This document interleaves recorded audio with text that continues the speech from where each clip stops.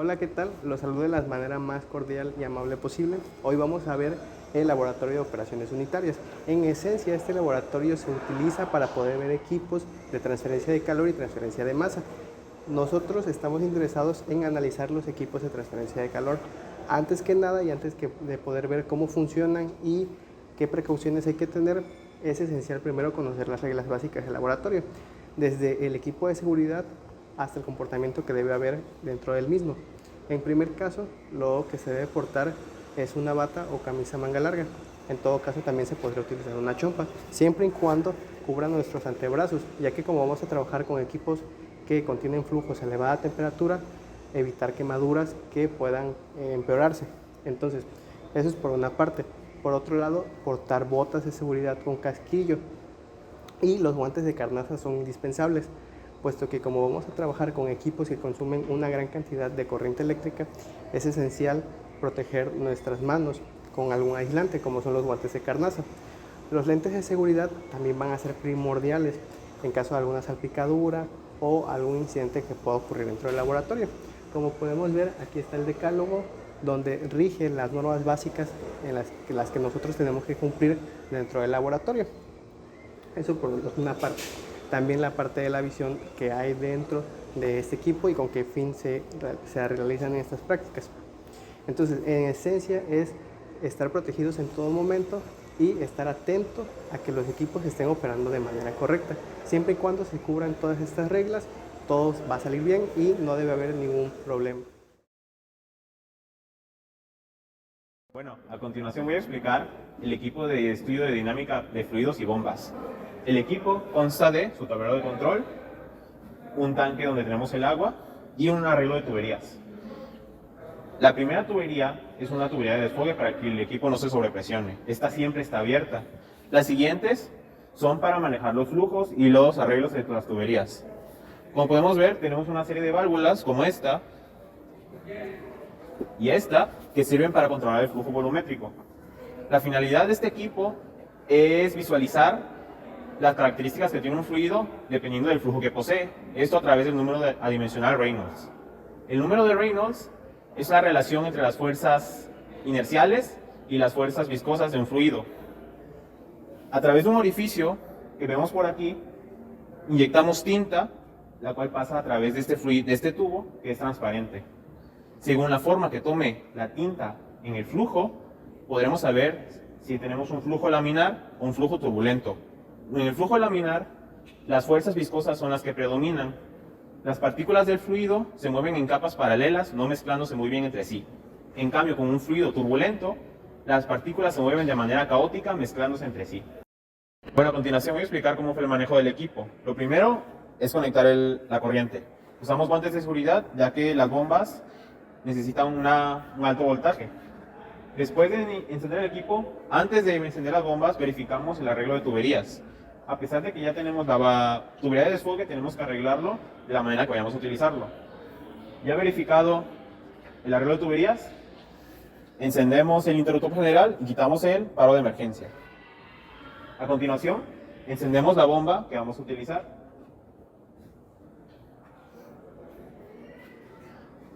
Para revisar el flujo que vamos a tener y ver si el flujo es laminar o turbulento, arreglamos el sistema de tuberías para tener un cierto flujo volumétrico. Este es el primero y el segundo es el rotámetro que vemos aquí. Una vez ajustado el flujo volumétrico, como ya dije, inyectamos la tinta, vemos si el flujo es laminar o turbulento. Antes de que el fluido regrese al tanque, retiramos la manguera para no contaminar el agua que está adentro. También el equipo cuenta con un manómetro para medir caídas de presión. De este lado tenemos el tubo de alta y de este lado tenemos el tubo de baja. El tubo de baja se conecta al principio de la tubería y el tubo de alta después. Finalmente, una de las precauciones que debemos tener es el arreglo que tienen las bombas. Las bombas se pueden arreglar de dos maneras, en serie y en paralelo, pero debemos verificar que los flujos y las válvulas estén bien ajustadas para que el sistema no se sobrepresione. Como podemos ver, esta bomba no está en funcionamiento actualmente, por lo que solo contamos con un arreglo que sería el arreglo en serie. Hola, ¿qué tal? A continuación voy a explicar sobre el funcionamiento del equipo que se dedica a la medida de caída de presión. Para empezar tenemos el panel de control de este equipo donde podemos observar pues, el botón de encendido, el botón de paro de emergencia y los botones que corresponden a cada una de las bombas. Tenemos las dos centrífugas y la bomba de autocebante y la de alta potencia. A continuación tenemos también la toma de agua, el tubo de desfogue y de las bombas de alta y autocebante y las dos centrífugas mencionadas anteriormente. También tenemos para medir el flujo del volumen del agua, tenemos un rotámetro donde es importante tener en cuenta manejar de flujos mayores o altas, ya que manejar con bajas de velocidades sería como que sobrepresionar el equipo y crear como que pues repercusiones, afectaciones en el equipo. Podrían ocasionar fugas y pues dañar de manera global pues este sistema. También el equipo se encuentra conformado por 4 tubos con distintos tipos de accesorios. Otra de las ventajas que nos ofrece este equipo es poder medir las caídas de presiones en función de los accesorios que se tengan en el arreglo. Como podemos ver, hay tuberías que no cuentan con accesorios, por ello la caída de presión no va a ser tan significativa. Por otra parte, existen arreglos donde existen accesorios como lo es el estrangulador, el divisor de flujo y codos. Cada uno de ellos va a tener una caída de presión distinta. Sabemos que la presión está dada por el área donde transcurre el flujo. Entonces, al aumentar el área donde pasa el flujo, la caída de presión debe ser menor. Al momento de nosotros activar el estrangulador o disminuir el área por donde está pasando el flujo, la velocidad será mayor, entonces la caída de presión lo será también. Esto es por una parte el estrangulador. El siguiente es el divisor de flujo. Al dividirse el flujo, se va a notar una caída de presión y aunado a esto tenemos un total de 2 codos que también van a influir en la caída de presión. Si bien es importante analizar esto, este equipo no nos va a dar caídas de presiones tan grandes porque los flujos con los que se están trabajando no son tan elevados y por otro lado el tramo de tubería no es tan extenso, pero nos sirve perfectamente para poder analizar en cuestión cómo funcionan estos accesorios. Otra ventaja que nos ofrece este equipo es poder trabajar las bombas en serie y en paralelo. Lo primero que hay que hacer para nosotros empezar a operar las bombas es primero verificar que la válvula de la bomba está abierta. En caso contrario, la bomba se podría estropear o podría generar algún fallo que no permita que siga operando de manera correcta.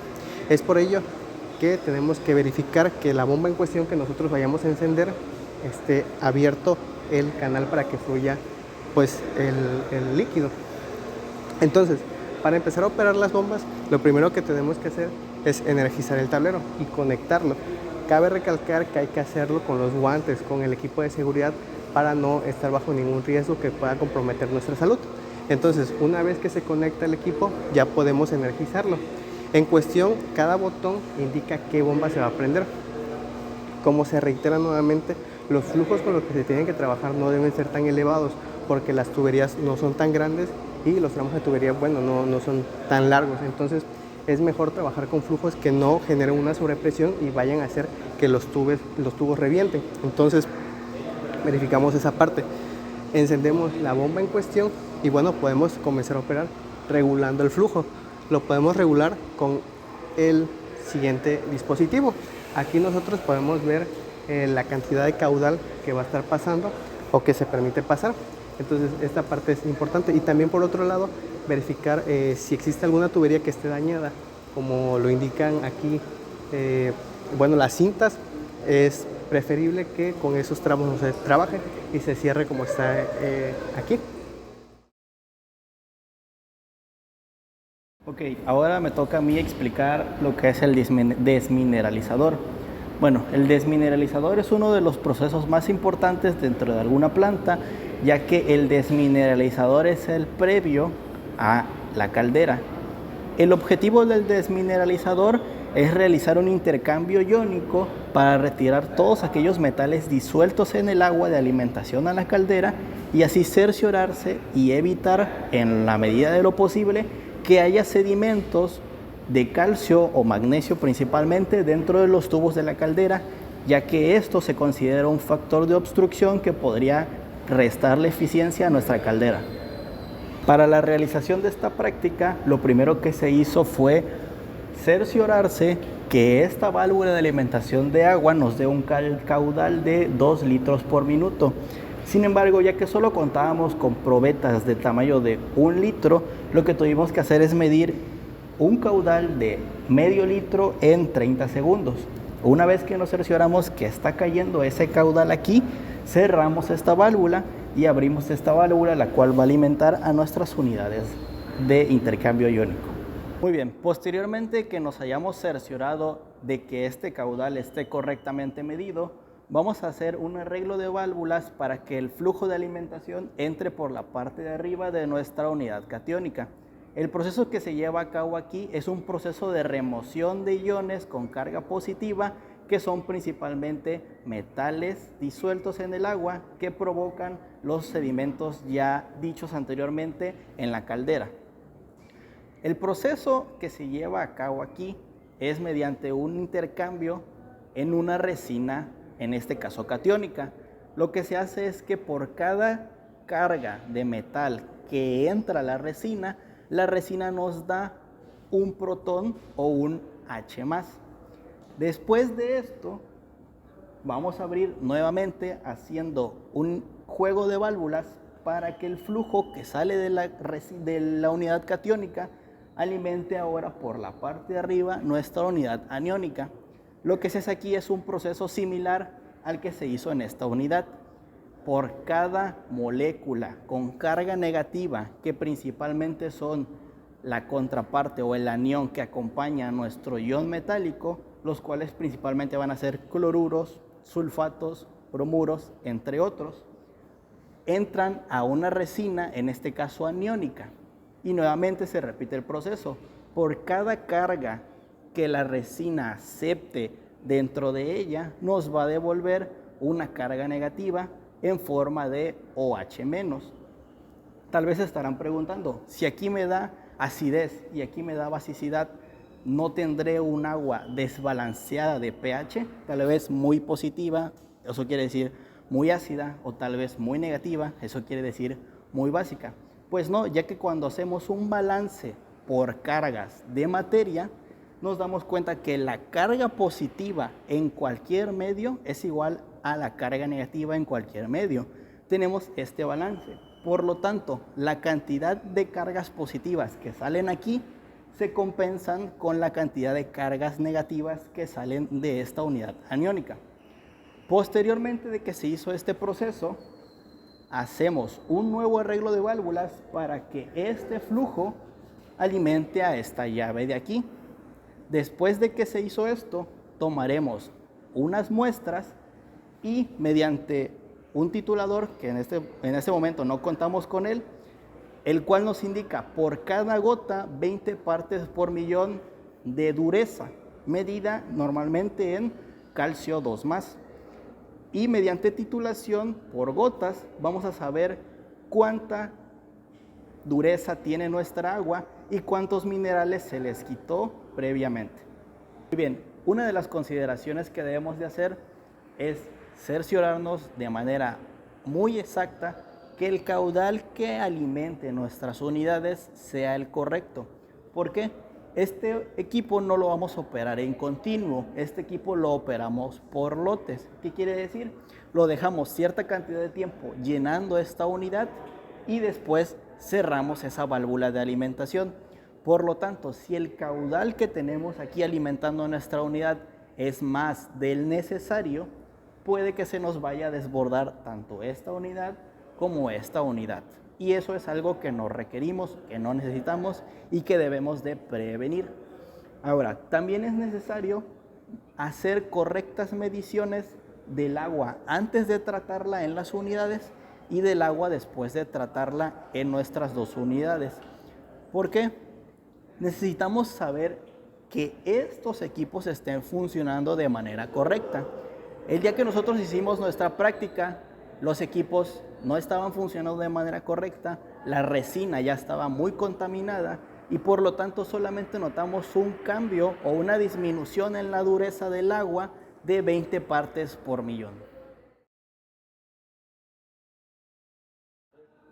Hola, ¿qué tal?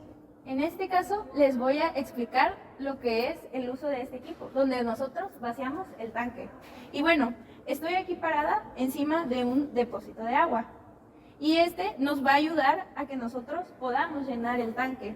En este caso, tenemos una tubería que conecta con el depósito. Y esta, a su vez, tiene esta llave, la cual nosotros vamos a usar para regular la presión de la bomba. En este caso, como sabemos, la presión atmosférica hace que todo fluido baje.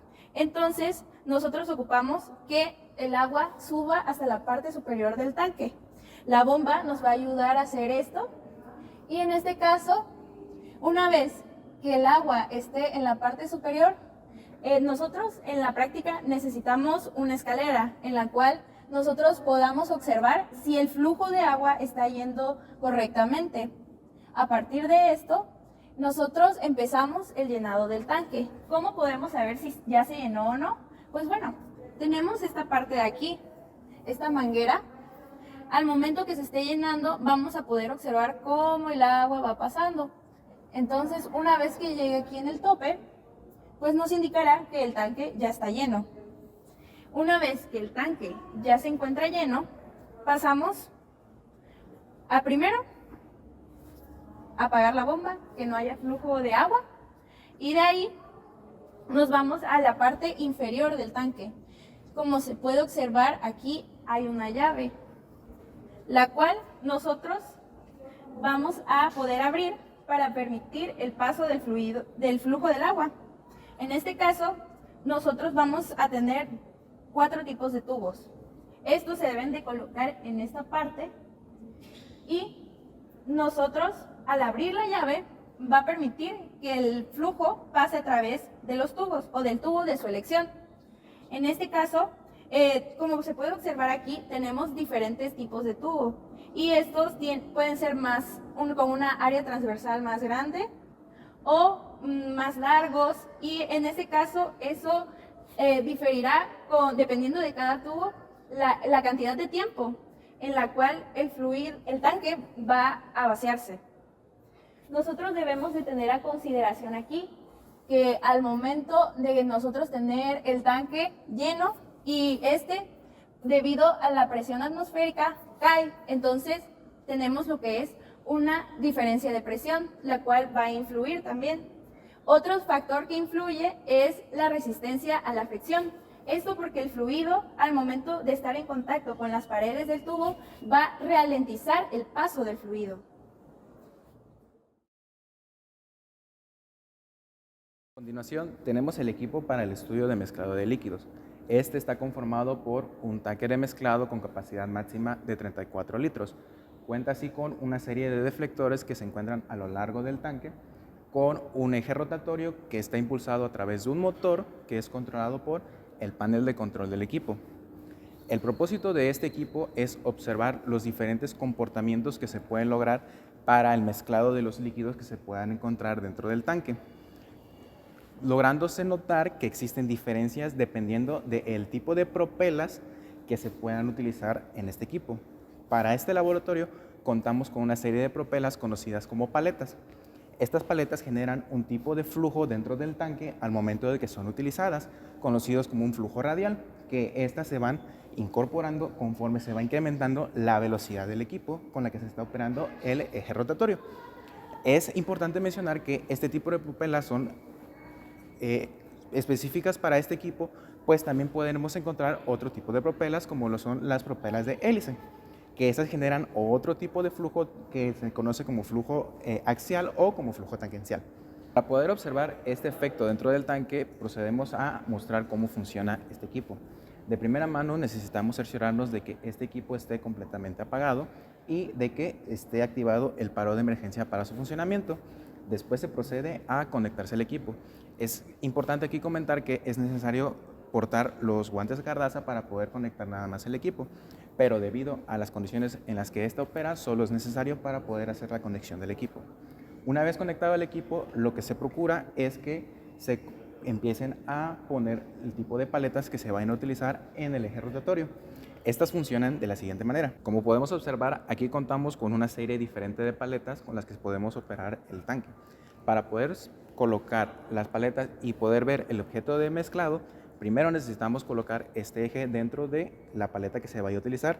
Estas se embondan de tal manera que estas se van uniendo hasta que quede una sola pieza. Una vez que ya esté bien apretado la paleta con el eje, lo que se hace, se procede a colocarla dentro del eje rotatorio. Como podemos observar, se coloca de manera que se procesa con mucho cuidado dentro del eje, y estos, con la ayuda de una llave, se colocan de manera que se aprieten y que ésta quede fijo alrededor del tanque, de tal manera que queden bien sujetas. Después, el siguiente parámetro a considerar es el nivel de agua que se tiene que llenar el tanque. Es muy importante considerar la altura y la forma de la paleta, pues cada paleta contiene una diferente forma y una diferente altura. ¿En qué va a repercutir esto? Pues bueno, para el llenado del tanque es necesario que se llene a una altura más alta de lo que mide la paleta. Es decir, la paleta debe quedar totalmente inmersa dentro de los fluidos que se desean mezclar. Una vez que ya se complete el mezclado y ya se tenga colocada correctamente la paleta, se procede a encender el equipo. Para proceder con el encendido del equipo, primero necesitamos, una vez que ya esté conectado, energizarlo. Después de que ya esté energizado el equipo, lo primero que se tiene que quitar es el paro de emergencia, girando el botón hacia el lado izquierdo.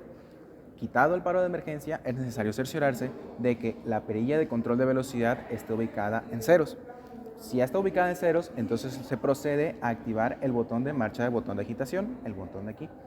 Y ya una vez prendido este botón, podemos empezar a ir regulando la perilla de control de velocidad para poder observar el efecto de mezclado que se tiene aquí. Una vez que ya se haya observado el fenómeno de mezclado, para poder apagar el equipo, primero es necesario ir reduciendo nuevamente la perilla de control de velocidad hasta que se cesara nuevamente, después activar el botón del paro del motor de agitación y por último activar el paro de emergencia presionando el botón. Esto para que se pueda o bien quitar y poner otra paleta y se pueda lograr ver cómo se afecta el mezclado dependiendo de la paleta, o bien para el apagado del equipo, que sería principalmente con el paro de emergencia puesto, sería desenergizar el equipo y desconectarlo. Durante el estudio de este equipo podemos observar que para cada paleta existen diferentes tipos de comportamientos, como se mencionó al principio. ¿Cómo se puede notar esto? Pues esto se nota en función del volumen del tanque, de la forma de la paleta, pero el parámetro más importante aquí es la velocidad a la que ésta está girando. Pues cada paleta, a pesar de ser diferentes y en teoría de que tengan el mismo flujo, tienen un comportamiento diferente, pues a ciertas velocidades estas empiezan a generar algo llamado como turbulencia o como un efecto vórtice, en el cual desfavorece el mezclado dentro del tanque de agitación, pues se empiezan a generar vórtices dentro del centro de la paleta, generando que el mezclado sea nulo. Esto se puede reducir en parte con la ayuda de los deflectores que nos ayudan a generar un mejor mezclado.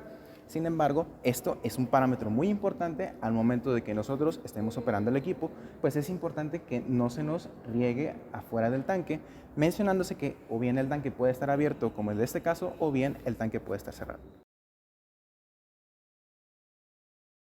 Bueno, continuando con los equipos del laboratorio, vamos a hablar acerca del intercambiador de calor. Este equipo opera bajo los principios de transferencia de calor. En este caso, nosotros podemos operar de dos formas diferentes, ya sea en fluido paralelo o en flujo contracorriente. Para hacer esto vamos a tener que utilizar los arreglos de válvulas. Ahora bien, en la parte operativa vamos a tener un panel de control, de igual forma que los equipos anteriores mencionados. En este caso tenemos el paro de emergencia, el interruptor general, la puesta de marcha en bomba y el paro de la bomba, la cual la bomba opera a 2 caballos de fuerza. En este caso tenemos lo que es el calentador, que va a hacer que se caliente el fluido caliente y vamos a tener una alimentación del fluido frío. Vamos a tener que cuidar que en esta zona el fluido no se acabe. Y en este caso también en el calentador por dentro, cuidar que el líquido tampoco se acabe. Ahora bien, para comenzar, para operar, ya que no podemos operarla, vamos a tener que siempre retirar el paro de emergencia, si es que se tiene, y de ahí encender el interruptor general y poner en marcha la bomba. Y ahora bien, en esta parte va a entrar lo que es el fluido caliente y de este lado va a salir el fluido frío. Para la toma de temperatura vamos a tener que hacer 3 tomas diferentes en 3 puntos. En esta sección, aquí y en la parte del intercambiador de calor. Este intercambiador de calor se le conoce como de tubo y coraza. En esta zona y en esta zona vamos a tomar las temperaturas para poder calcular más adelante lo que es la media logarítmica de temperatura, y también en esta zona para conocer cómo cambia de aquí a acá debido al material que presente. Les mencioné que es la MLDT. En este caso, este es un parámetro muy importante para el intercambiador de calor. Este parámetro determina la eficiencia de la misma. Si presentamos a un fluido, a una corriente dada y a una temperatura dada, la MLDT va a ser constante. Entonces, si nosotros seguimos operando el equipo tras varios periodos de tiempo y si vemos que la MLDT ha bajado, eso nos indica que la eficiencia de este equipo ha disminuido. ¿Por qué se puede dar esto? Ya sea porque dentro del intercambiador de calor existe alguna fisura o existe ensuciamiento. Entonces, lo que nosotros debemos de cuidar es precisamente eso, disminuir el ensuciamiento de la misma. Por lo tanto, para evitar que esto pase, debemos asegurarnos que nuestros fluidos de entrada no tengan contaminante. Ahora bien, para poder operar el equipo vamos a tener primero que verificar si tiene paro de emergencia. En caso de tener, se lo retiramos, vamos a prender el interruptor general, vamos a poner en marcha el sistema de calentamiento y posteriormente la alimentación de la bomba. Ahora bien, nosotros debemos asegurarnos de que el rotámetro que se encuentra en la parte de atrás no exceda el límite, lo que nos indica aquí. En este caso lo maneja en litros por minuto. Y de igual forma acá, esta es la entrada caliente y esta es la entrada fría. Igual, de misma forma, lo vamos a controlar mediante el rotámetro, en el cual también maneja unidades de litros por minuto. Ahora bien, en este caso nosotros estamos operando el intercambiador de calor de tubo y coraza de forma en contracorriente. El arreglo de bombas, el arreglo de válvulas que tiene aquí es el que se indica para manejarlo en contracorriente, ya que como mencioné anteriormente se puede manejar en paralelo. Ahora en esta zona va a entrar lo que es el líquido caliente y de esta zona va a entrar el fluido frío. Ahora bien, nosotros para tomar la toma de temperatura vamos a hacerlo de esta zona y de esta zona para calcular lo que es la media de temperatura logarítmica. Debemos cuidar también que el agua que entra ahí no sea lo suficientemente sucia para evitar que haya un ensuciamiento más rápido. Y ahora bien, una vez que ya hemos calculado todas nuestras medias temperaturas logarítmicas, vamos a cuidar muy bien de vaciar el agua que se encuentra en el intercambiador de calor. En este caso vamos a retirar esta pequeña tapita de aquí, esperando a que se vacíe todo de esta zona, para posteriormente retirarla de esta zona y esperar a que se vacíe también de este lado. Y una vez ya terminado todo de operar el equipo, vamos a parar el sistema de calentamiento y la bomba de alimentación y apagamos el interruptor general. Y en caso de que sea necesario, ponemos el paro de emergencia. Y de igual forma, cuidamos atrás de apagar el dispositivo.